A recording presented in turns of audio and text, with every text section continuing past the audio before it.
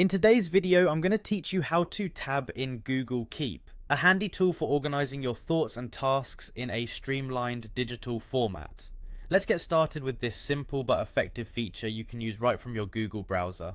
First, open up your Google browser. This is your gateway to accessing all of Google's suite of applications.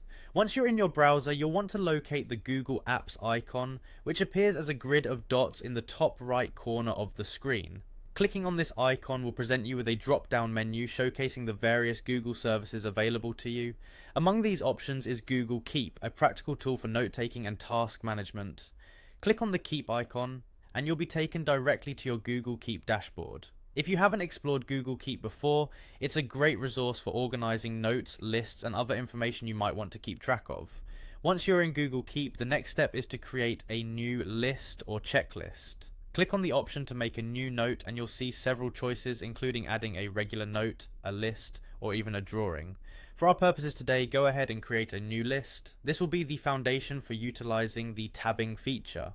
After initiating your new list, you'll want to start by typing in a title. Think of this as the headline of your note or list that categorizes the content you're about to add. Now add your main header item. This is essentially your primary list entry under which you might want to categorize or nest other lists. Following the main header, it's time to type in your list items under this header. These will be the items you might find helpful to organize further by creating subcategories. Now, here's where the magic of tabbing comes into play.